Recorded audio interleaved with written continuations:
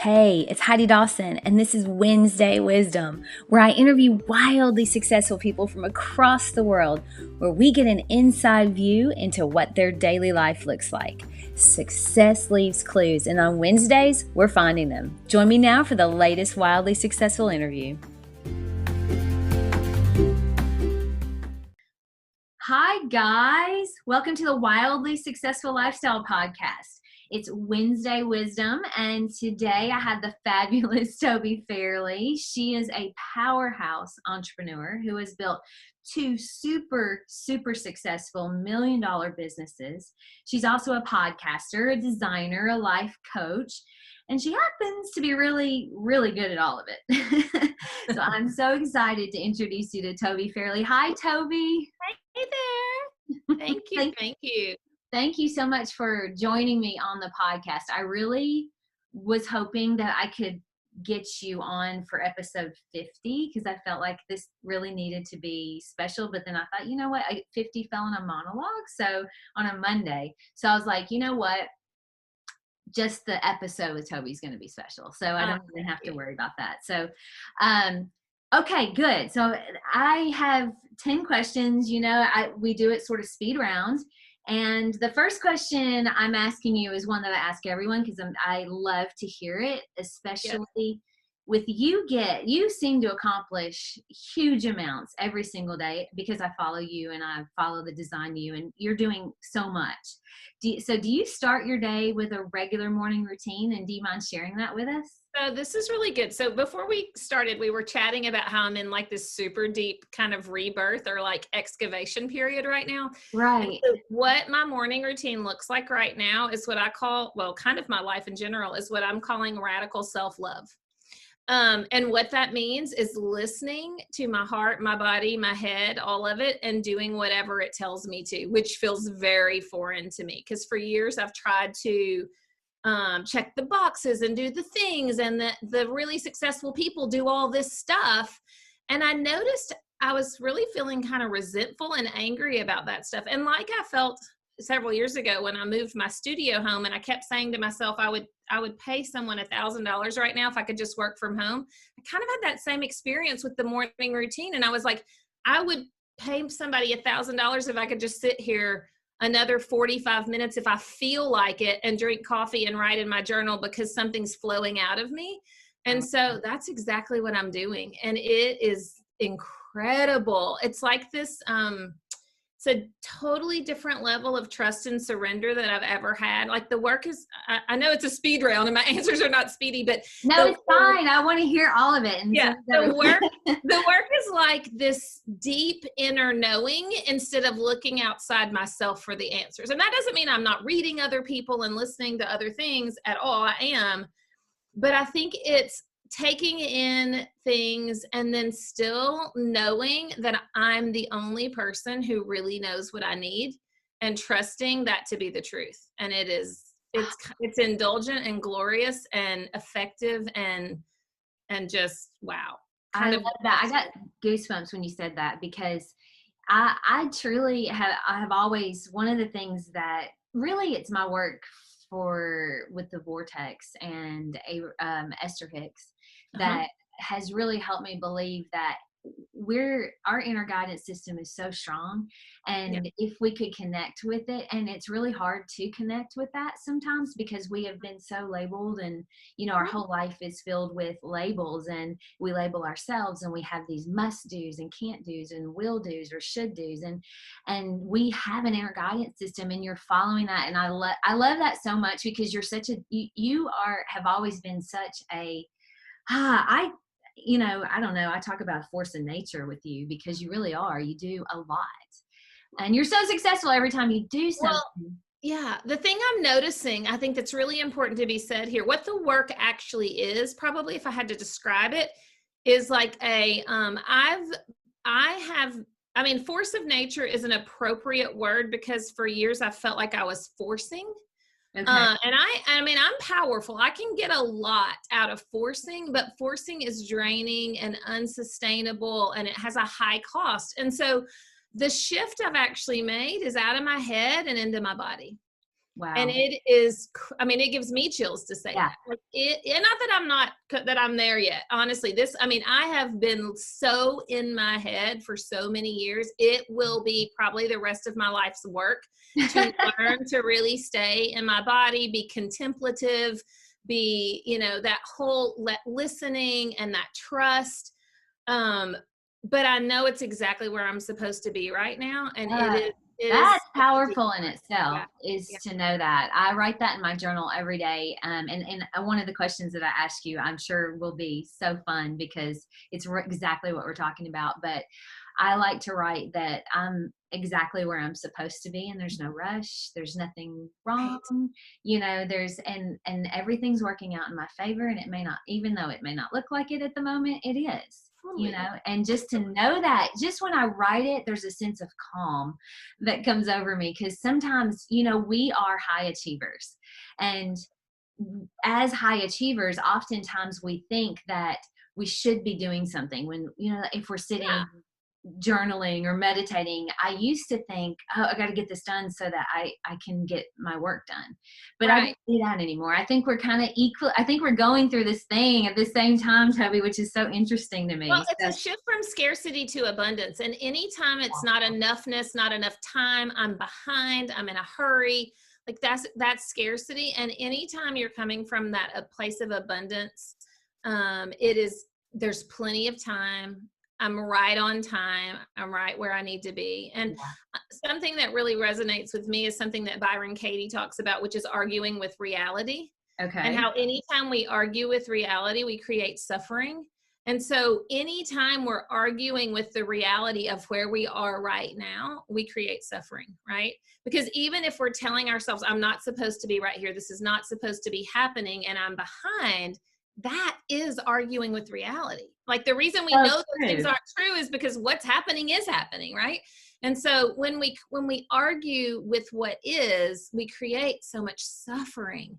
Unnecessarily. Yes, yeah. I want to repeat that you said, Byron Katie said, Yeah, she arguing. says arguing with reality creates suffering. Okay. Yeah. So if you really think about that, it's so true, because if we just go with what is and Mm-hmm. recognize that whatever is going on, there's something good that's going to come from that. And there's Yeah, some or growth. something is coming from it. Like almost Yeah. not even like, because our brain wants to say, well, I don't like right now, but I'll wait and see. Surely there's a silver lining. And I think it's more about questioning what is good about right now, because there's Okay. I like always so that. much good Yeah. in the now, right? So this is That's a kind of, new thought, again, Toby. I yeah, like that a lot. What is good about right now, instead of yeah. what's gonna come good. What Yeah, is because that's still kind of like indirectly arguing, right? It's like, well, I mean, I know it doesn't feel good, but surely something's going to come out of this I'm just going to choose to believe something positive instead of going, no, like it absolutely, like in every moment. Like to me, if nothing else, what's good about right now is I can't get to my future version of me unless I go through my current version of me. And so if now's not happening, then nothing else can happen. So that is yeah. beautiful in and of itself, right? So good. It's so good. And we're only on question 1. Okay. You're short. Right? This is going to be the longest podcast. In fact, this is going to be part 1. I may have to do one on Wednesday and the extension on Friday. We'll just see. We'll have a Friday something. Okay. So, mindset is something that obviously we both love to talk about, and Yes. you talk about it a lot, and you work with a lot of creatives. Yes. I am a creative. We have worked together. You helped me Yes. so much when Yeah. we worked together for a very long time, and I still work with you because I follow you and do a lot of the things you suggest. So Oh, we're not done, sister. oh no, ma'am, we are not. I don't think we ever will be. I think we're intertwined. So is there a common mindset that you have found that creatives have to work around to be successful in business? Yeah, I think it's just, well, for one thing, it's kind of what we were just talking about. But what I would really, I mean, it's this sort of epidemic level of negative self-talk. But I think the main one is the not enoughness. Yeah. No matter what it is, and that comes, that's part of the comparison game and the things we've been culturally and socially like I call it brainwashed. That's a little extreme. You can call it indoctrinated. You can call it taught. For me, I love to be a little more provocative in my language because it gets my attention. So for me, it's brainwashed, but it's just this whole thing that leads to the proving and the striving and it's all built out of scarcity. And it's just generally not enoughness, not thin enough, not smart enough, not far enough along, as we were just saying, like all of the not enoughness. And it is, I mean, it's honestly life's work just to that one thing could be your entire life's work. Although you do make progress on it all the time, you can. But one of the ones I hear so often, like you were just saying, especially when I start working with people, for a moment, they're like, oh my gosh, this is amazing. Thank you. I was like, I didn't know, and now I know. And it's like you took the blinders off. And then like the very next step is I'm so far behind and there's so much to do. Right. And it is this instant, again, shift into carrying that negative mindset right into whatever the next version of us is instead of doing the work on it. So, and what's so scary is we all have it. So it's universal, and it's just how you maintain, like how you manage it. You don't realize until you really do thought work that you have that many negative thoughts. Right. You don't realize because they're back here in that little and you think brain. they're the truth. Like you're believing your own thoughts is the biggest problem, right? Like we're telling them and we're like, absolutely, yes, that is so true. I am so behind. Let me go search for some evidence to see how behind I am. Oop, yep, I'm behind her. I'm behind her. I'm behind her. Like confirmation bias, 100%. I'm absolutely behind, right? Oh, that's the worst. Comparison is the worst. Like we don't. That is the recipe for absolute, I think, a lot of people's depression is, comparison with other people. And we believe it. We believe our own thoughts. When we look at her, him, her, especially it's terror. I mean, women, we're so adept at this. Yes. We're so good at it. Like we have perfection. We excel. It is a skill set that we need to unlearn, truly.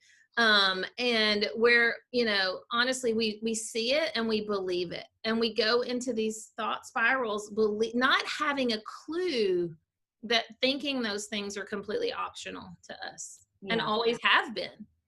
So there was a question we were talking about how I have always thought that you're such a force of nature, and you have a combination of work ethic, business smarts, but also creativity, because you almost seem to be like that balance of 50-50. So you've got these two different successful businesses you've built. Is there one thing that you can think of, and I know that's really difficult to corner, is there one thing that you can think of that would have contributed to the success of your businesses? I think I mean, honestly, I can think of 5 things. Okay. They all kind of roll in together, but if I had to pick just one, like the absolute number one, and it's all part of like everything that I'm going to say all rolls in together, but it would be that I learned to see failure as feedback. Yeah. Or that's what the world I learned from you as well. Failure, yeah. Right? Like to me, that is the biggest one. Yeah. Because and prior to learning that, there was a lot of feast or famine money, feast or famine thinking, burnout, like going all or nothing. Like it's all of that stuff that's really like binary thinking, good, bad thinking, either or thinking. Right. And when I was able to learn that all the little steps that we're choosing to believe are failures are really just the feedback that get us to the place we want to go. And so we quit all the time because we're like, no, I hate that. It's not what I wanted. Failure, quit. And then we stay in the quit place for a while until we realize our heart still wants the thing. And then we start all over again. And it is exhausting. Yeah. And so when I truly cultivated the understanding and the mindset that literally everything is feedback, and to notice that whatever arbitrary success marker I was picking out of the air to then sort of punch myself in the face with Yep. It's also optional, right? And that's how I knew it was just feedback. Because when I realized, I was like, oh, we wanted to have this launch and we wanted to make, $20,000 and we made 5. Where did 20 come from? I just Yeah. picked it out of the air. And then chose to believe that like it was possible, doable, and that if I didn't hit that, then I was unworthy and a failure. And I started to realize, no, I mean, it's fine to pick the goal, but just hold on to it loosely, especially if you've never done something before, or if Don't tire. I'm listening going, you launched and you made $5,000. That's amazing. It's perspective. Well, it could have been 500 or it could have been 0. Yeah. What a lot of my members are struggling with at times is they launch and they hit 0. Right. And to me, that's the most beautiful number to hit in the world. Because when you hit 0, you have to do the personal work that we're talking about and see, what am I making that mean about me? How willing am I to keep going? Am I considering how this passionate am I about this that I'm going to keep going regardless that only 2 people liked it, or only 2 people listened, or only 2 people, or maybe even 1. And then questioning why I thought that kind of goes back to the arguing with reality, questioning why I thought more than 2 people were supposed to listen the first time. Maybe those 2 people are the ones that were supposed to hear it. That's the one thing that I think you and I've talked a lot about, that mindset work, because I had a lot to do.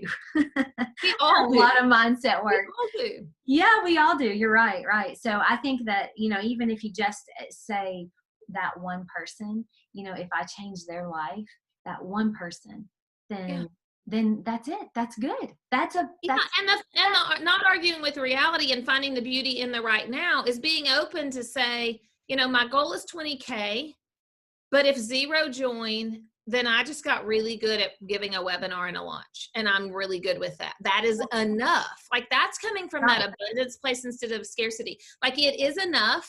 It's really important to this process, and it'll make me better the next time and the time after that. And I'm absolutely certain we will hit the 20 and 10x the 20, because I'm not attached to the 20. Right. I'm just attached to the process and to doing the work.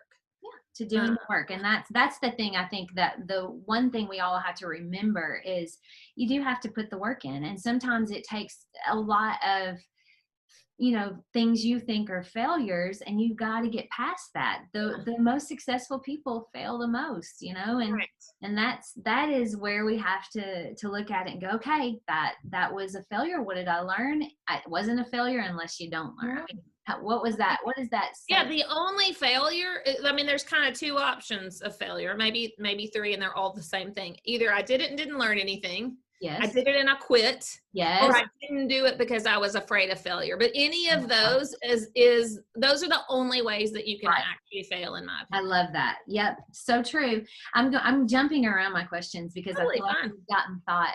I feel like some of these, as we talk, I'm like, oh, I don't even like that question anymore. So, I thought they were all great. So, okay. Well, we'll get to them. But so we know this because we've worked together. I am extremely goal oriented. Yes. There's also a side of me that's very much in the agreement with I'm exactly where I should be, and it's all working as it should. So sometimes I feel like with efforting, that word efforting, that I'm not as productive when I try to effort. Whereas if I just kind of let it go with the flow.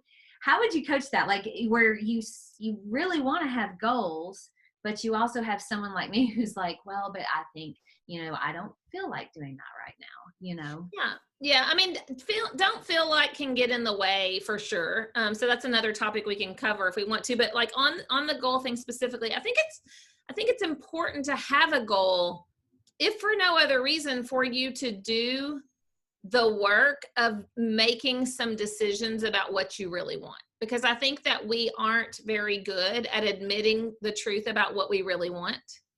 So very good point. Right. Yeah. So doing the goal work of having to pick something or a handful of things and learn to constrain, it causes us in the process of doing that work to make some decisions.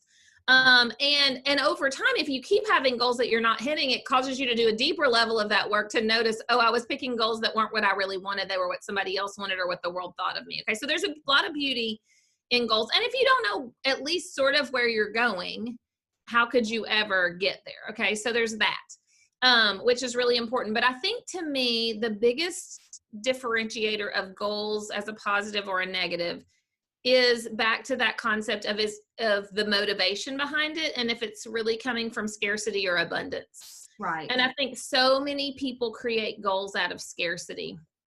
So And tell me the difference between that. Like, what is a goal from scarcity as opposed, am I putting you on the spot? As opposed no, I was going to tell you the biggest differentiator, the way to know is if you're in a hurry or if you think you've got plenty of time. Okay. So if you're in a hurry, that goal is coming from scarcity and not enoughness. And so many people are like, I've got to lose weight right now. I've got to make money right now. I'm about to go out of business. I'm about to embarrass myself. I can't possibly show up to that high school reunion. I can't spend another day in this misery. All of that, it's coming from a lot of fear. Okay. A lot of fear-based. Like if you're looking at a lot of fear-based goal setting, and being in a hurry and having all these deadlines, it is coming from scarcity. And the interesting thing is it backfires on you, because those are the ones that we rarely actually achieve, right? And when we're setting goals from abundance, it's the opposite. It's more, to me, so I think of it of like scarcity is like proving our worth. Okay. Goals that prove our worth come from scarcity, and goals about what's possible really are from a place of abundance. And so the flip side of in a hurry is there's plenty of time. So we're right on time, right? It hits a nerve sort of, because for me, like I think I still, and you know, a lot of my goals are from abundance, I feel, but I feel like I'm still doing, you know that feeling when you set a goal and you have like a feeling like, oh my gosh, you know, like just like you said, I'm rushing, I am behind on this. Yes. It's a scarcity goal. So that helps a lot. And I think a lot of people feel that way, because just don't set those goals then, because those are the ones. Or reframe it, right? So for one thing, when people are like, I've got to do this, I can't afford not to, I'm about to go out of business or whatever. And we can look at how that actually shuts us down, because you can't take positive action from a negative place, from that obligation and fear. Like you absolutely, it's not even possible to achieve that goal. So you're going to be tricking yourself, and you're going to be frustrated, really frustrated with the outcome. And so when you can say, okay, let me take a step back. Why am I telling myself all these things? These again, I love to be provocative with myself, so I call them lies. Why am I telling myself all these lies? You said that to me before too, and I'm like, oh, but then it's so true. Because it means we're not being honest, because obviously we can afford to not do it because we've been not doing it. Even when we're like, we're going to go out of business, it's still a lie. We may go out of business, but the whole like urgency behind it is still a lie, because we've been not doing it for all the months or years we've been procrastinating. What's different about today? We're going to whip ourselves a little harder and make ourselves move into action? No. So, so if you can do some journaling and get underneath the fear and practice shifting instead of I have to, practice shifting. I mean, not even just to I get to, but when I think differently, when I think from abundance, what does this make possible? And that gives me chills at another level, because we think so small when we're in scarcity too. And we're like, if I just get this one thing, or on this magazine cover, or this one key client, or lose this weight, or whatever, it's so small. And when we go to abundance, it's like, wait, that's just a tiny little piece that really doesn't matter. Like, what's possible when I step into that other place? And it takes practice, and it takes a lot of awareness about your current thinking.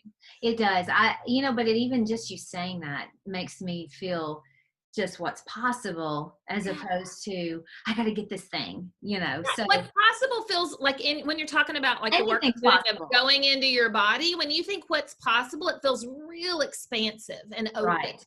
And when you think from scarcity, it's like, even how you feel it in your body, it's like tight, and it's like almost like you can see me, other people can't see me, but almost like you're like closed, you're hunkered down on it, and you're forcing it. Oh. And that's a completely different energy from like the expansiveness of abundance thinking, and abundance goal setting.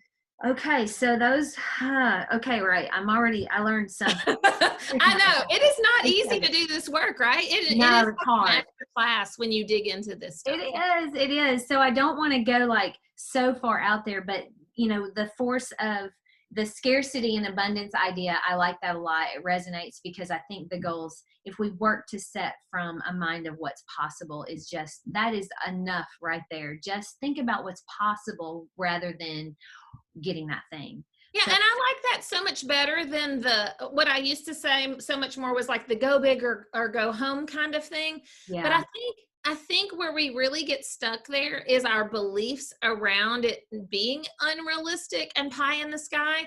And I think this little tweak, this little kind of shift in semantics and wording of what's possible, and even like what's possible right now or what's possible next, like even just that shift just opens you up in a way where a lot of times we try to go from where we are to this humongous goal or dream, and it's so so far reaching that true.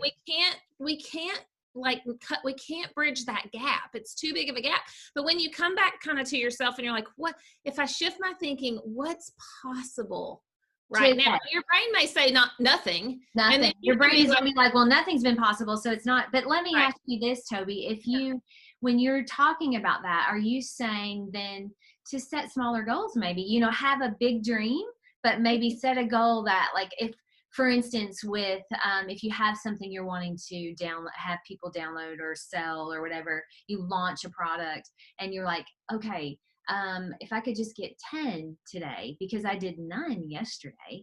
instead of saying I want 1,000 people to do this tomorrow, that's maybe like it could be real, Well, but I think looking over some different periods of time, because I think also when we're like, well, if I get 10 tomorrow and we set ourselves up for failure, I mean, so yeah, so you have to be careful with that. But I think looking at a little bit bigger time frame can be helpful.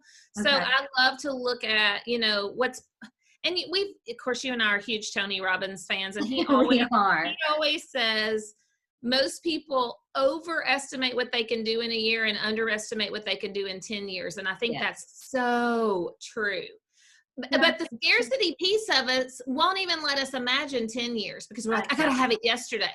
And so I think the radical self-love I'm practicing, we're right on time, can be slow, it's all on time in the short run, and knowing that the bigger picture of what you can accomplish in a bigger period of time is going to happen. So I totally have big goals. Like we have a goal right now for our company to impact 10,000 women within the next 10 years with our content, Yes. and to help create 25,000 seven-figure businesses for women in the Wow. next, I mean, 2,500, not thousand, 10,000 Well, people, that's big. That's 2,500, 2,500. 2,500, 25 would be a big number, right, Toby. 2,500 businesses, Wow. help them get to seven figures in the next 10 years. Okay. I love So that. those are lofty goals. They're big goals, but they don't scare me because I'm looking at 10 years. So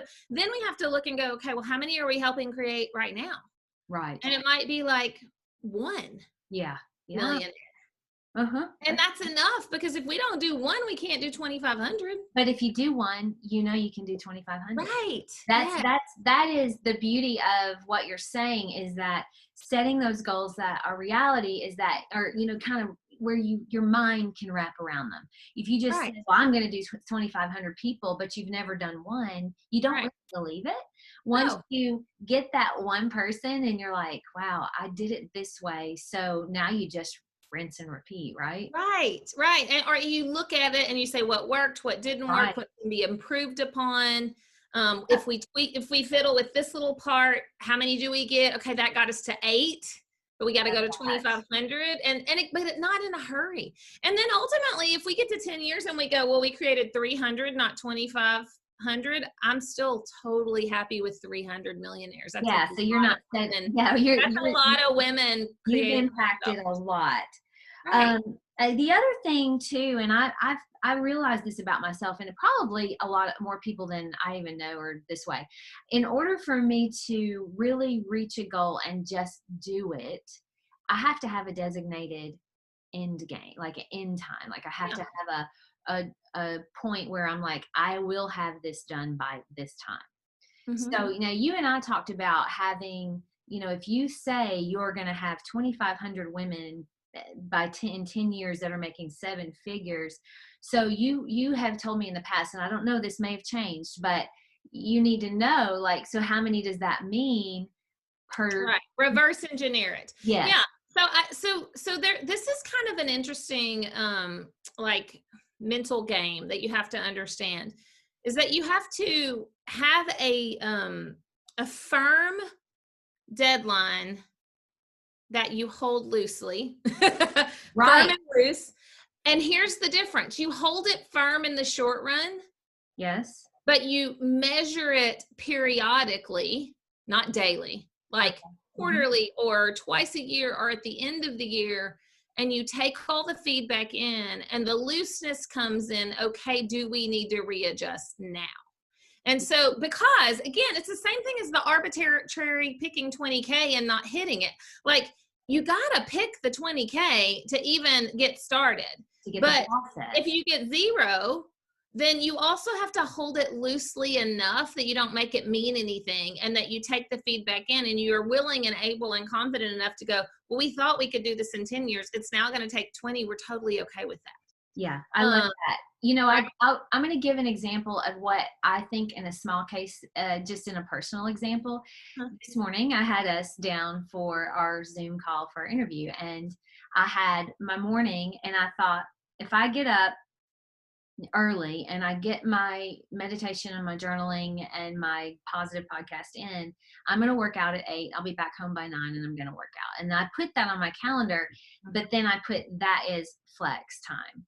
Because what happened was, I got involved in a project that I was doing, and I had that as flexible. So, but I now moved it to where I'm going to work out as soon as our, interview. So it's sort of like just having that goal, but being flexible with it so you don't beat yourself up if you don't reach it, but then moving it to where it's possible. Yeah, and I think the difference in what you would do and what a lot of people let I don't feel like it happen is that I don't feel like it just makes it go away altogether. And you already had a block at 9, and you also had a block at 11. Right. And so they're both there. It's not like I've got a bunch of other stuff at 11 and then I'm going to also decide that I don't feel like it at 11. Point. Because then you'll consistently not show up for yourself. So you can say, I may, and this is where my radical self-love concept comes into.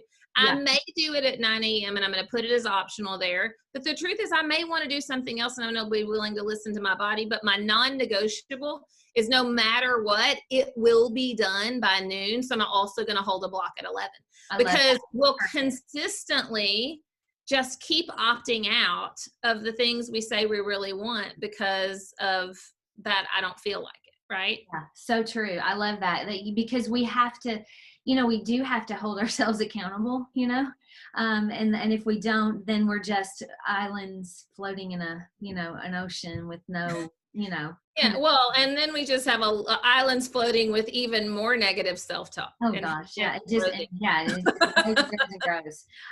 Okay, so let me ask you this question, because I know that there are because we talked about you work with a lot of creatives. Now you do a lot yourself. There are things that I am not as good at when it comes to business, and I know that you're going to say that's a thought, but there are some things. Would it be better for me to hire that out as a creative? Oh yeah. Okay, good. Totally. So here's what I think. Here's what I really think. I think you should actually build a business where you hire every single thing out, potentially, all of it.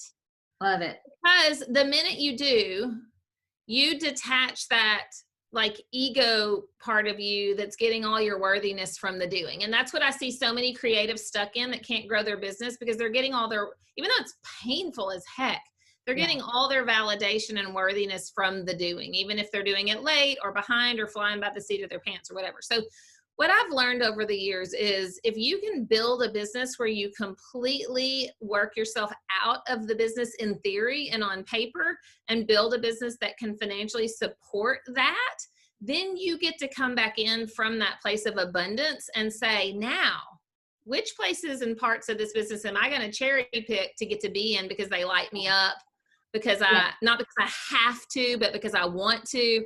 And that is a completely different kind of business than this other one that is just will kill you. It will take such a toll on you.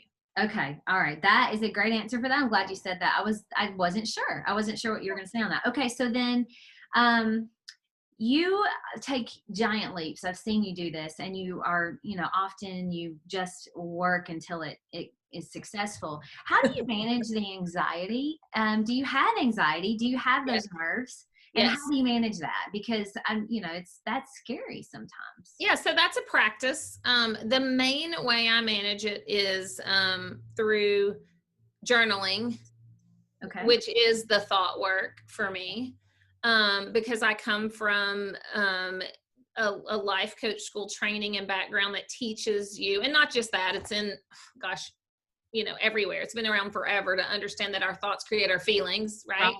And so if our thoughts create our feelings, that is very important information, because what most of us think is the circumstance creates our feelings. Right. Or like the lack of money creates our feeling. No, what you think about the lack of money. Because if you think, okay, yeah, it would be nice to have it right now, but it's fine. We got time. The bills are paid or whatever. Or I know that if I get freaked out about the money, then I'm going to shut myself down. You have to start to understand that the thoughts, and there's a lot of them. Honestly, this is getting out of my head and into my body is crazy work, because there are so many thoughts up there. Yeah. And so really that of understanding what's creating the anxiety, because it's all the same things. What if I fail? What if I look stupid? What if I go out of business? What if this one is huge to me, which is so hilarious.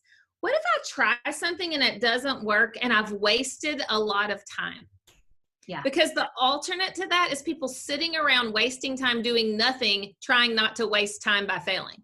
They're like, I don't want to waste any time if that didn't work. So let me just sit over here and do nothing for weeks and weeks and think about it and create more problems, right? So it's just really getting keen awareness about the thoughts that are creating that anxiety. And then the second piece of it that's been the most important piece, honestly, is allowing the anxiety to be there and not trying to get rid of it, because we think it's not supposed to be there, which goes back to the arguing with reality. Right. We think I'm not supposed to feel anxious. Something's wrong. And what I've learned to go, nothing's wrong. You're trying to do big things. You're trying to create lots of money. You're putting yourself out there. You're being vulnerable. Like, anxiety is a perfectly normal feeling to go with every one of the things you're choosing. So you got to connect those and go, isn't it funny, even in goal setting, that I'm choosing stuff that is naturally going to create anxiety, but I want the anxiety to go away. It's like, I want the thing, but I don't want the feeling, right? Yeah. And so understanding and just going, it's so totally okay. It's literally a vibration in my body. It is getting comfortable with that discomfort. Yeah. So that you recognize that that maybe moves you to do something. It maybe it changes you a little bit. Nothing's wrong. Like you said earlier, nothing is wrong. Right. Like, it's exactly the feeling that goes with the thoughts I'm thinking that also go with something I actually want to be choosing. Right. And that's okay. We're creating that, and so we know it's coming. And that was my thing, is that how do you handle it? And I like the journal, journaling to me, when I write down my feelings, and I do I don't know how you journal, but I do a free journal. So I don't have one that kind of identifies questions for me. I just journal. And me so too. I write down thoughts. And when I write them down, sometimes I'm like, that was so silly. That thought is so silly. It's not true.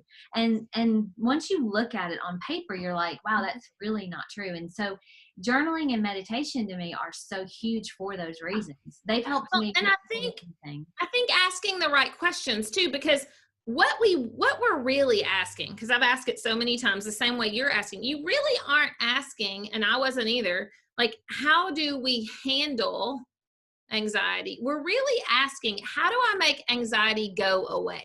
Yeah. Right. And the problem is in the wanting it to go away instead of being okay with it being there, right? That's so Because true. the only problem with anxiety is the resistance and the story we're telling ourselves. Yeah, the resistance to the anxiety and the story we're telling ourselves about the anxiety. It shouldn't be here. This feels horrible. Why am I feeling this way? I don't want to feel this way. Like this just loop. And so the question is not how do I make anxiety go away? The question is how do I let anxiety be there and not make it mean anything? I like that so much. Oh my gosh, yes. And this kind of it eases right into the next question, because I handle anxiety by distracting myself. And Right. I'm good at it.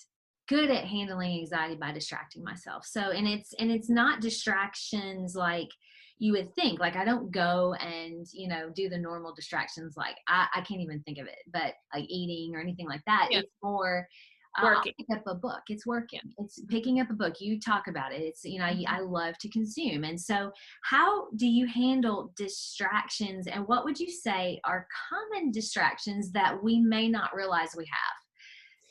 Well, honestly, the only distractions are our thoughts. Okay. Like the only distractions are our thoughts. We think the internet's our distraction, or food is our distraction, or shopping is our distraction. But those are actually only our actions that come from the thoughts we're thinking, right? And so the interesting thing, it goes back to everything's about our thoughts.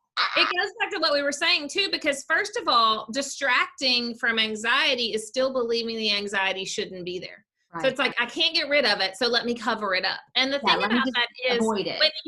Avoid it. And when you stop avoiding it and whatever thing is over, then you have the job, it's going to show up again, and then you have to distract. It's literally like the whack-a-mole thing. Like you have to constantly stay in the busyness of distracting yourself, which is not freedom at all. No, it's right? not. Tobi, it's so true. The anxiety, then it just keeps growing, and that is the point that I think for me, and I'm working on setting a timer for my distractions, Yeah.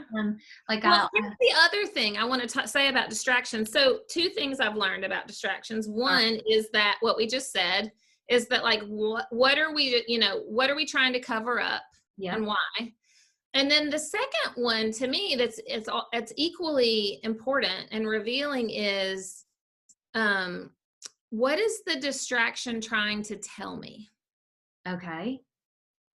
Because if you're constantly saying, I don't want to be working, I don't want to be doing what's on my schedule, I don't want to be feeling this way, like there's some deep information, there's some deep wisdom in saying, what am I distracting myself from? Because to me, a lot of times the honest answer is, I don't really want to be doing the thing that I'm supposed to be doing, if I'm totally honest with myself, or at least I don't want to be doing it in the way that I'm telling myself it has to be done.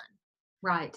And so to me, if you're like, oh, fascinating, oh, I'm so curious why I'm doing this thing again, it's not whack-a-mole the distraction. It's listen to it and see what information it's trying to tell you, because that is the problem. So good, right? Because the one thing I find, like with my podcast, I love it so much. I don't ever need a distraction from it, right? When I'm doing my Monday, monologue or whatever, I'm always so curious and so interested, and so like, what would people benefit from? What is on the minds of the people listening to me right now? And so and I just love doing that so much. And then so the distractions come from when I'm thinking about things that take a lot of effort for me, Well, right. And so to me, then that begs a question that we don't believe is even possible, and we're afraid to look at. So for example, I love reading like you do. I read a ton. Right. And so if the only time we get to read is sort of when we're being rebellious and not doing what we're, quote, supposed to be doing, like that sort of even taints the reading. It almost makes you feel like you're being a bad girl to be reading. And so what I would love to look at with that's the situation that's coming up for me is, oh, interesting. If I'm perfectly honest with myself, I actually want to read for 3 hours every day during the middle of the day. How do I create a business that makes X amount of dollars while I get to read 3 hours a day? And your brain immediately is going to go, well, that's not possible. I have to be working. And that's when you just keep going, why? Why do I have to be working? Why does that have to be me? Why is this not possible? And we get to the root of creating the actual life we want to be living, because the one we want to be living, we have all these stories about why it's not good enough, it's not worthy enough, it's not busy enough, it couldn't possibly be, allowed. And I want you to question and say, whatever we want. Of course it can be. We can do whatever we want and still make money while we're doing it, not trade off the money for the reading. But and I want to say this, you're reading all that. There are people listening right now that will say, that's not possible, or you're not being real, or that isn't being real. And I can just say that isn't true. It is. Well, the beauty is noticing if you think that's not possible, you will be right. That's true. Right. But stop. That's the whole point of thought work. And I think this is what this whole thing has come down to is every single one of us has work to do on our thoughts. And if we don't have something that we think we want, you got to figure out what thought it is. Well, right. Because I'm not willing to accept for my own life that that's not true. Because I'm not willing to give up that life I want to create. So as long as I say, well, that's not true, and she lives in La La Land and must be nice, she must have a lot of money, or she must have a lot of whatever, or her husband must pay the bills, or her dad, or whatever the stories are, right? Yeah. Whatever those stories are, that is just your fear talking, because you're not willing to really trust and believe that that's possible for you. So you will be right. You will be right. And so that's the whole point, like you said, of thought work and mind management, to go, oh, fascinating. The thing I actually want, if I'm honest, I've already decided is not possible. Like that is hell to me. Yeah. Like, why would I want to live there instead of going, I might not believe it now, but I'm going to figure this out, because it is, I can find evidence of some people, even people that look like me, whatever I am, my gender, my race, my whatever, I can find people who have created enough money that they actually can live the lifestyle I want. Absolutely. You can.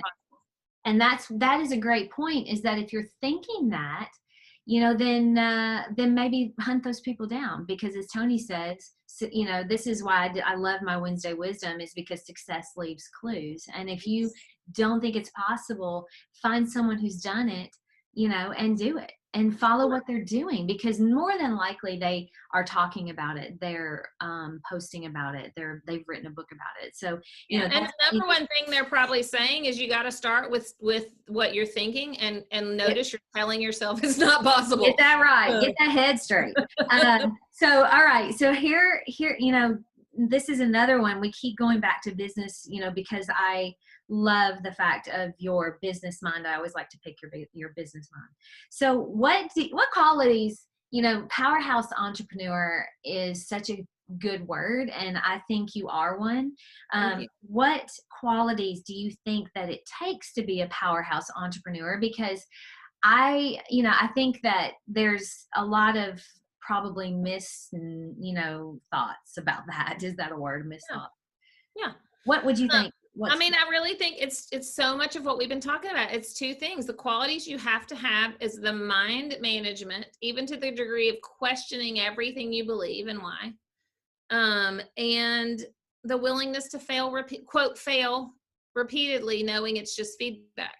I mean, those are the only two things required, literally. And people think that it's this long list and there's all these secrets and they're outside of me and I should go find the gurus that have them. And no, we're not managing our own minds, and we're not willing to, which is part of the mind management, willing to choose to believe that the failure is feedback. And that's so clear and so precise and so valuable to know that two things make a powerhouse entrepreneur. And I couldn't agree more with you on that. Mind management and the willingness to fail. Because the whole money thing is mind management, and the willingness to try something and fail at it. Like everything, we're like, well, I got to make the money, and I got to have the team, and I got to not be exhausted. Every bit of that is mind management and willingness to fail. There's not a single one we could find and put up against those two criteria that I believe. You're absolutely right. I mean, that's 100% accurate. I love the answer to that. And every single person out there, if they're thinking about it, I always think there's something you were born to do, and there's something your inner guidance system knows you're innately good at, that you were born to do. And if you are willing to go with that mind management, and you're willing to fail, and you're willing to do the work to find that thing that you're innately good at, the money will follow, the fulfillment will follow, everything follows that. Well, and just to be clear too, the mind management does not mean shove ourselves into a box and whip ourselves into submission. Right. It actually means questioning everything. Like we've been talking about, why do I want this? Why am I doing this? Why am I believing my own thinking? Why am I believing this is not possible? Why am I believing my validation and worthiness comes from like the way I've worked in the past? Why am I like, we literally have to be willing to question, notice, and then the most important piece, and that's why I love the thought model that I learned at the life coach school, just puts it in a little framework, because the whole point of mind management is, even to me, less about creating the thoughts that get you to your future self, and even more importantly, truly understanding the results that your current thoughts and feelings are creating for you. Because we think whatever our current results are is happening to us. We don't think we're creating this version of us. And we don't like to think we're creating this version of us. But the truth is, we are absolutely creating the current version of us. And we're the only person that can create the future version of us. But we want to skip the yucky part right now of what we're currently creating and go straight out to the future where it seems all sunny and amazing. And you're not ready for that. If you're not there, you gotta go ready for it. Why have I created my current situation? Not beating myself up, just looking at the facts. When I do this, I feel this. When I think this, I feel this. I do this, and I create this. So currently, if I have not enough money in my, compared to what I want, to pay the bills or whatever. And notice if not enoughness is truly not enoughness, or if it's scarcity, but like if I truly need X dollars and I don't have it, or I created zero, what was I thinking, feeling, and doing to create zero? I got to get awareness about that, or I'll just keep doing the same thing. It goes back to all of that thought work, and asking the right questions is such a good thing that you said, making sure we're asking the right questions. I was listening open-ended questions. Ask open-ended questions. When we ask like yes, no questions, like that just shuts us down. When we're like, am I good enough? Nope. I'm sure not. No, I'm not. Let's end this now.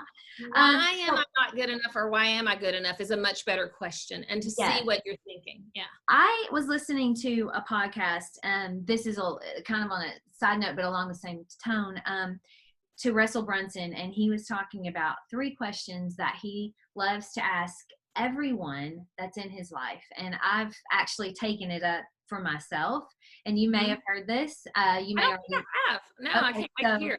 He asked his wife and his business partners and anyone that he's kind of working with that he's interested in, he was like, what is it? He asked his children this as well. And it's so powerful.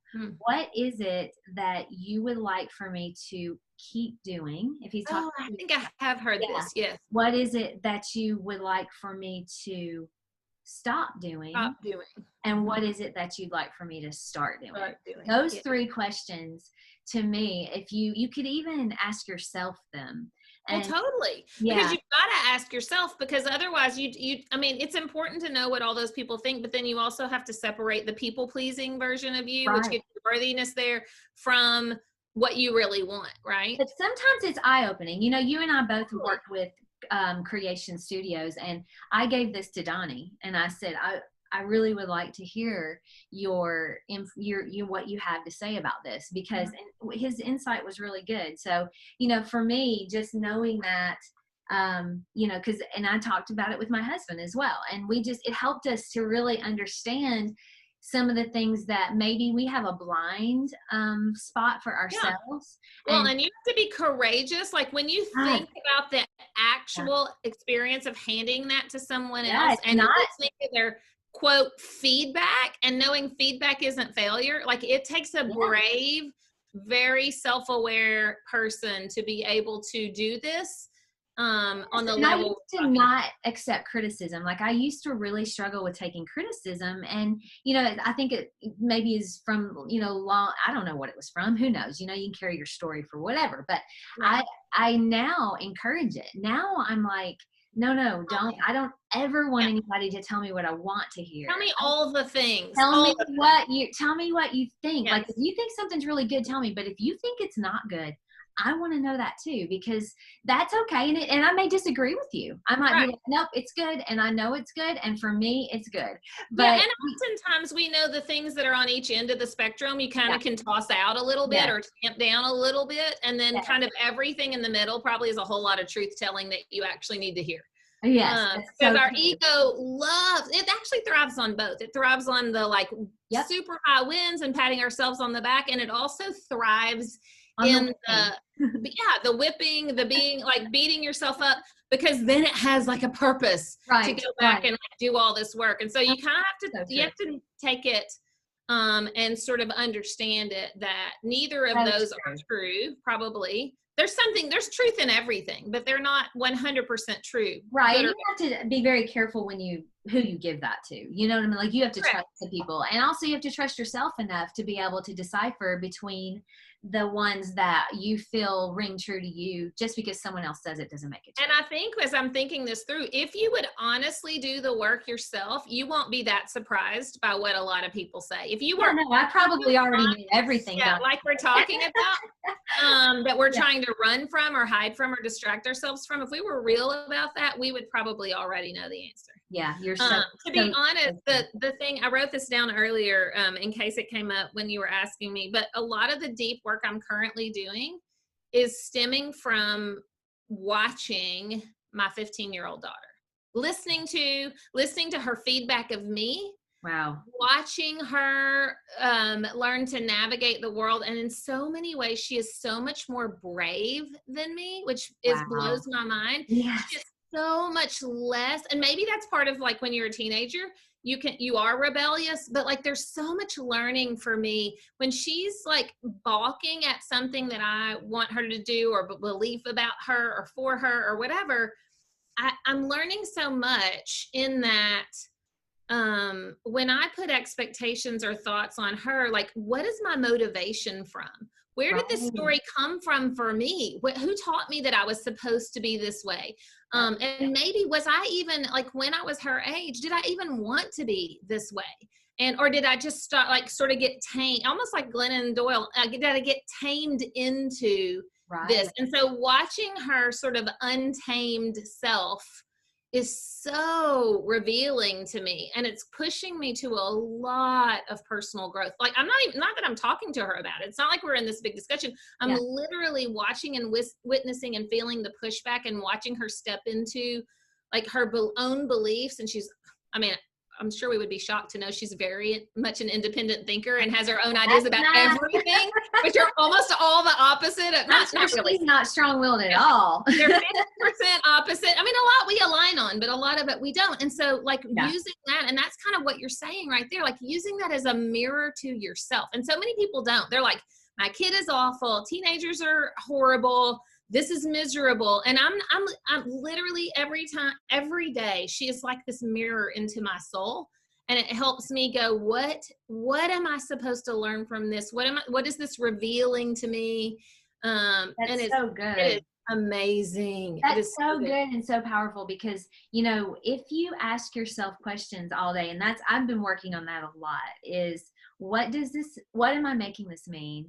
You know, what am I learning from this? What can so I'm constantly trying to ask myself those good questions rather than, you know, questions like you said that can lead down a path to no good. I mean, honestly, some of the biggest things because when you have a child, you are afraid of everything. You're like, they're going to die. They're going to die in a car wreck. They're going to die this afternoon. They're going to be abducted. Like, and then you can go, okay, if I can handle those fears and reframing those mindsets, then how do I use that same skill set to go out and tackle something gigantic in my life? Because it's the exact same thing. Right. And it's just all the just fears. It's thoughts. It's thoughts that are more than likely never going to happen. And I did a podcast. And if they do, you can't do anything about it. That's right. Nothing. You have no control over it. Is that, you know, how many of your worst thoughts have ever come to fruition? Right. No, like probably None. Almost never. But let's be honest, we're all going to die. Yes. Every one of us. Yep, we have no idea when. And we can live in this like fear and this illusion of control till the end of time. And we will still be wrong about everything we think we're trying to protect ourselves from. That's right. And that's the whole thing, is that we have to remember that we're just, nobody's perfect. Nobody's doing life better than you. You are a perfect version of who you are. So that brings back, and we have literally, because we work together, talked for 8 hours in the day before, and I've loved that so much, and I feel like this will probably go 8 hours, and people will be like, okay, we're going to have to, this is now going to be a weekly thing. All right, so here you have your host of the Design You podcast, which is really, really good, and people that are in creatives in business, or even just not even a creative in business, should be listening to that podcast, because there's so much good stuff. But is there another podcast, Tobi, that you're listening to that we should be listening to? Interestingly enough, because I have been doing such deep work, I've also been considering the podcast I'm listening to and searching for a lot of new ones. And I listen to a lot of things. So right this minute, I don't know that I can say specifically one that's jumping out at me. I'm trying to think. I've been doing a lot of social justice work, anti-racism work. I've been doing a ton of spiritual work. I've done, I listen to political podcasts, believe it or not, wellness, mindset, business, making money. And because I'm questioning everything sort of in life again right now at a deep, deep level, I'm kind of more in the searching of individual episodes and content right now, more than I am listening. But if I opened up my podcast app, which I can do, and I have a lot that I'm subscribed to. Yeah. Tell us what the first one that pops up is. Okay. Well, I just added some last night that I haven't listened to yet. So let me see what the first one is that I actually listen to consistently.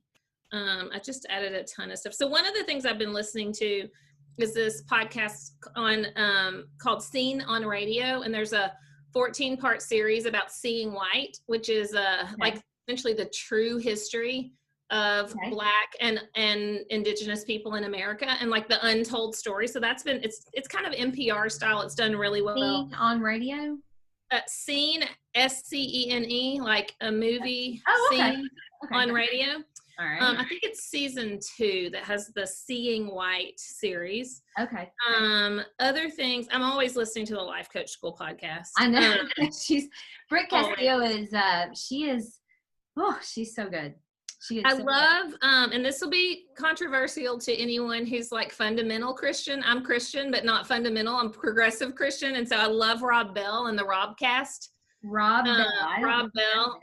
He's kind of a controversial figure in religion. I love the way he thinks. That's so interesting to me, that you have such a wide variety, but it speaks to what you were saying earlier, is that you're going through this whole spiritual awakening and maybe birth of who you are and what you thought and what you're doing. And so each one of these things probably is speaking to you, and it's narrowing down the path of what you think your life is going to eventually end up being. Totally. And I love the Brene Brown podcast. Yes, so good. She just did one recently where she had an Ask Me Anything, where she was doing Ask Me. Yeah, she has part 1 and part 2. I haven't listened to those. But I will. Those are really good. You would enjoy those. I think the fascinating thing about what you just said of this sort of awakening that I'm going through, and I almost like that term better than rebirth, because the truth is everything I'm leaning into has been in my spirit for as long as I can remember. Okay. And it's more like having the guts to align outwardly to the world what I've sort of been hiding. It's almost like I think for so long we have 2 versions of ourselves, or multiple versions of ourselves. And as we age and as we go through life experiences and hardships and traumas and all the things that we do, care less what people think, maybe. Yeah, we start to say it's so much effort to be 2 people, and I just want to be one. So it's more of an integration of self. You know what? It'll come off as so authentic though when you do that. I have found that for me with my podcast, and I'm sure that you're finding this too, is that when I'm being authentically who I am, Yeah. and not worrying about what anybody else Right. thinks, it comes out so perfectly. It's I like, it's agree. just me, and it may not be perfect to anyone in this world but me, but it's coming out the way I want to hear it, and the way I don't know, it feels good. Well, And I I think that's agree, who you because are. anytime you're doing things based on what other people think or are going to think of you, it's at the cost of what you think of you. Right. Every time. And so at some point, hopefully, like the goal, I think, in life, in our life journey, is to get closer and closer to the integrated version of ourselves, right? Right. Get into who you were born to be, and who you knew you were gonna be. And because I truly believe this, and you can tell me if you think I'm wrong on this. I think that most people that are ambitious and driven, that are high performance, have this version of themselves that they know it has always been possible. And it may not look anything like what you were trained to do. It may not look like anything like what Totally. your path or journey, started out as, but there's something that, like you said, is drawing you it's like a magnet. And Yes. when you are towards that, you'll know it, and it will be consistent. Well, yeah. Because the reason that the one we dreamed of didn't look like that is because the only way we dreamed of the one that we were trying to put together was by looking outside of ourselves to other people. And we're like, well, maybe it's a little bit of this person, and maybe it's a little bit of that person, and maybe it is, or maybe it isn't. But we couldn't see. Yeah. Like, in a sense, to me, that is exactly what God is. Like, we don't know. We can't describe it. It's uncertain, but like, it is there. And There's a feeling. yes, like you There's a evolve feeling. into that. And so Yes. I agree with that completely. I love that. I think it's so beautiful. And yeah, I just Well, that's exciting for it you, is Tobi. I'm exciting. excited about that. And I have one last question that I love to ask, because I get so many varying answers that are so good. You have created this whole life, and you have a lot of wisdom that you've built. Knowing what you know now, what advice would you give to yourself when you were just starting out? Oh, that's so good. Let me think. Okay. I mean, gosh, it's a lot of what I'm doing right now. I mean, honestly, I think love yourself. Like, unconditional love for yourself is imperative to this journey. It is imperative, and it is very difficult to do, especially. We're so conditional. Yeah. Like, we're so, Yeah. that's where the not enoughness comes from. So Love yourself. cultivating unconditional love for yourself, which I'm calling radical self-love. And would you say today. to do that, like to truly love yourself, would you say that people need to do that? What would be a couple things they could do? Like I think journaling, meditation. Truly loving yourself means you have to be okay with forgiving yourself for mistakes you've made in the past, and accepting that who you are is beautiful and perfect. Yeah, the way I've learned to love myself is to do, honestly, a lot of studying and reading about why which could get into a whole other long podcast that I don't even know if I'm like ready to talk about yet. But like, understanding where the thoughts we have about ourselves come from. Right. And a lot of it is political, a lot of it's patriarchal, a lot of it is religious, whether we're religious or not. It comes from a lot of man-made systems. Sure. A very spiritual, a very religious, not yes. spiritual. I don't believe that to be true. A very religious. And so a lot of my mindset, because we've talked a lot about the mindset, where you can have a very rigid mindset. Yes. But then as you get older, you get to decide. I didn't even know. I had no idea until I started doing the work that even the hate for our bodies as women comes from patriarchal, even religious expectations of what men What and we women are should supposed look like. to be, all of it, right? Yeah. And so it takes some work, and I don't know that you can even get there, but if you could just start that, if I could plant the seed when I was younger. I mean, honestly, it's so interesting because the things we would want to plant in us when we were young, I don't think are even available to us until we take the journey. It's true. You know, I think as children, you know, they're the purest. And at that point, their little brains, you know, I've been reading Joe Dispenza's I love Joe Dispenza. involvement of the brain. I know it's so interesting. But which book are you reading? The brain and its evolvement. Okay. How the brain evolves. I can't even remember the name of the book, but it's so good and so deep. But it talks about how things are hardwired into your brain as a society. I mean, as humans, we have things that are hardwired, and then we have things that are kind of soft wired by our generation. So like our ancestors and things that where it's soft wired. So you can kind of see where people have these tendencies, and, you know, it's so interesting to me that you can change who you are. You can change it. It's possible because your brain will let you. It's just you have to be able to say, okay, I want to be this, and therefore I need to, you know, these are the things I have to do to get there. Right. And I think for me, like, if we can't totally have unconditional love for self at age 25 or 35, 15, like my daughter, which they have so much more at 15, even though we know teens are like, it's brutal and they're getting it beat out of them every day, which is like the war zone they're in.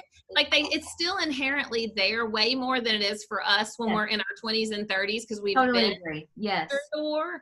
But I think the second part of it for me, besides the unconditional love, and I think it gives you the sort of vehicle to do that, is the whole idea of running your own race. Like your race, your path, whichever way you want to say it, is uniquely yours. And in so many ways, you have to put the blinders on. And we just keep trying to create. It's so fascinating. Like, we want to be unique and we want to stand out because we believe that's how we become our best self and make the most money. Yet we constantly, every day, try to become homogenized. Yes. Be more like her and more like him. And we don't want to stand out because we were taught that that's uncomfortable and we might fail and people might judge us and make fun of us. So that work of knowing, no, my path. I mean, and that's a lot of what I'm learning from my daughter. Like, she still has that in her. Like, no, you won't tell me what my path is going to be. That's your path. I'm going to create my own path. This is my path. And so if I could do anything, it would be to like nurture that piece of her and just, I don't know, create an incubator for that. Yes, because if we could carry that through our 20s and 30s, wow. We could still have that. I was listening to an Abraham Hicks or an Esther Hicks podcast, and she was talking to this woman who was saying her daughter had disappointed her, and she was like, I really am always working on my thoughts, and, you know, I want everybody to be free and happy, and I just felt like when someone died in our family, she was very selfish, and she said, I don't want to have to deal with that in my life right now. I don't want to have to focus on that every day. And, you know, and she goes, well, I think you should be a little more sad about it, you know. And that's what she was, and Esther Hicks was like, so basically you want her to really stop being happy, because why should she be happy when there's something bad going on? Right. You know, she was like, what are you teaching her? You know, she's trying to follow her journey and her path, and maybe we should let her, you know. Well, and also that's where I love to use that as a mirror, like I said, because when I noticed as my daughter was growing into, she's 5'8", she's not small, she doesn't wear a size 0 like a lot of the girls in her class. She's beautiful, and she has this I can tell you that. She takes up space in the world, right? And we've been taught to not take up space, to be invisible, to be small. And so when I saw her, and even her physical body, taking up more space on the planet than maybe I thought was going to be acceptable to other people, it was the biggest shift for me in the most beautiful way of, I'm being conditional and judging what I think, not because I think she should change, because I'm afraid of what the world's going to do to her because of the way she is. But what it did to me was say, how in the world can I love her and her physical body unconditionally, because I was really beating myself up for about it. Like, how dare you judge? How dare, like, that's going against women. That's going at, like, what is this? Like, this is patriarchy in Tobi. Like, what is this? Right. And what it was a mirror of me to say, until you love yourself and your body unconditionally, how in the world could you ever love hers that way? Yeah. You can't. So beautiful. Oh, so amazing. I'm telling you, deep work, sister. Deep work happening over here. It is good. I'm excited about that for you. I really am. And I can't wait to see everything that comes from it, because I know when Tobi Fairley gets on a mission of deep work, it's going to be beautiful. So, thank you. All right. Well, this is probably going to end up being 2, like version 1, version 3, which I'm totally, maybe 3, which I am totally fine with. It's been wonderful, and I appreciate you very much, because you made a lot of changes in my life, and I know you're making so many changes positive in other women's lives too. So thank you. Will you tell real quick where people could work with you, and what exactly it is that they need to do to follow you, to work with you? Yeah. So a great place to follow me is Instagram. I love Instagram. You can even send me direct messages on Instagram. It's kind of like texting to me. I live there a lot. But you can see all kind of the breadth of what I do in my life and business all there on the pages of Instagram. You can go to tobifairley.com. We're working on currently updating our sales page for our Design You coaching program. It's fine as is. It will be way more effective even in a few weeks, because we're constantly refining it to the work that I'm doing with women and a few men. So that's at tobifairley.com. And then just, those 2 places should Your lead podcast is on. Oh, the podcast, the Design You podcast on iTunes is like all of this stuff that we're talking about. It's all together. Yes. Interview some really, really cool people. So thank you. Okay. So Instagram, it's Tobi Fairley. At Tobi Fairley. Tobi Fairley.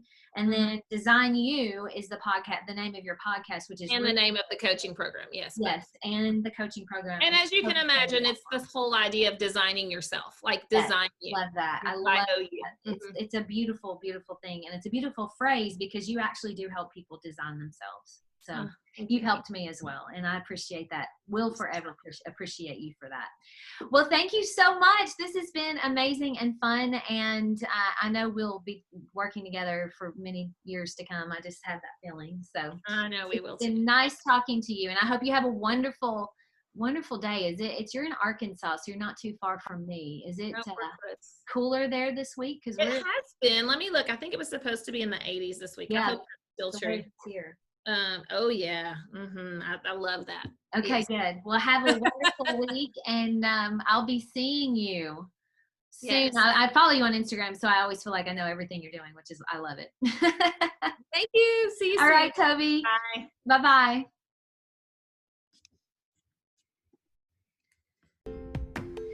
Don't forget to subscribe and share with your friends, because we're just going to keep going bigger and better places together, and I love that about us. Talk to you in a few days.